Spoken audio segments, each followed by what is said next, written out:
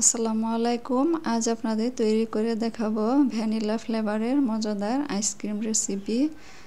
ঘরে কিভাবে সহজেই এই মজাদার আইসক্রিম তৈরি করে খেতে পারেন সেই রেসিপি আপনাদের সাথে শেয়ার করব। তো এখন রমজান মাস, চাইলে ঘরেই সহজেই এইভাবে ডেজার্টের জন্য আইসক্রিম তৈরি করে খেতে পারবেন।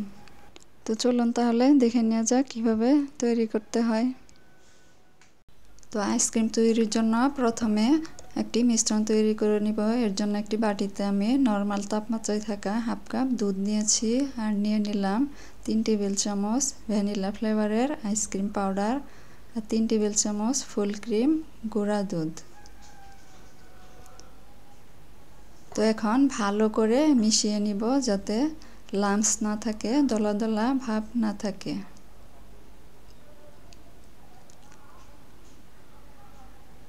তো ভালো করে মিশিয়ে নিয়েছি, এখন এই মিশ্রণটি এক সাইডে রেখে দিব।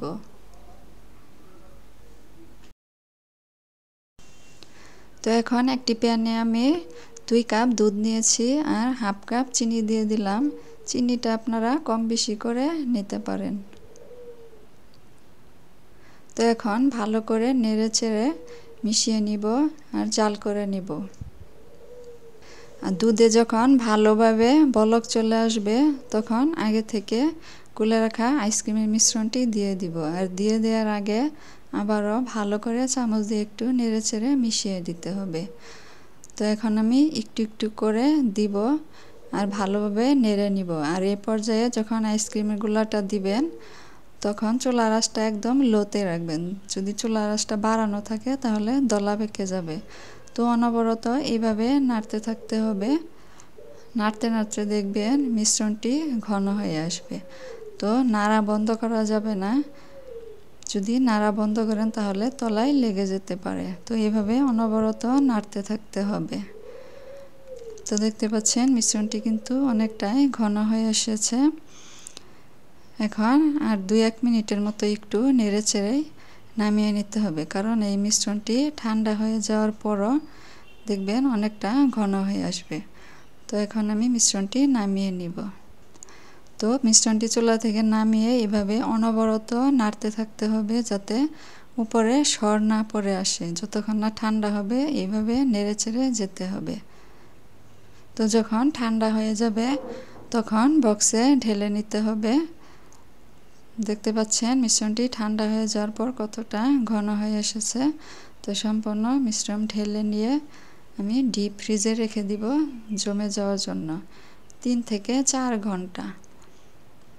তো মিশ্রণটি ঢেকে আমি এখন ডিপ ফ্রিজে রেখে দিব। তো আমি 4 ঘন্টা পর ডিপ ফ্রিজ থেকে মিশ্রণটি বের করে নিয়েছি। দেখতে পাচ্ছেন অনেকটাই শক্ত হয়েছে। তো এখন বিট করার আগে এভাবে একটু ভেঙে নিতে হবে। তো চামচ দিয়ে এভাবে একটু ভেঙে নিয়ে যখন কিছুটা নরম হবে তখন বিট করে নিতে হবে, কারণ শক্ত অবস্থায় বিট করলে অনেক সময় আইসক্রিম ছিটে যায়। তাই যখন একটু নরম হবে তখন বিট করে নিতে হবে। তো এখন মিশ্রণটি আমি একটা বড় বাটিতে ঢেলে নিচ্ছি। তো এখন আমি ভালো করে বিট করে নিব। বিট করতে করতে দেখবেন মিশ্রণটি ফোমের মতো হয়ে যাবে। তো বিট করতে করতে দেখতে পাবেন এরকম একটু ফোমের মতো হয়ে যাবে, তখন বুঝতে হবে বিট করা হয়েছে। এই তো দেখতে পাচ্ছেন এরকম হবে আর পরিমাণে অনেকটা বেড়ে যাবে। তো এখন আমি ঢেলে নিব।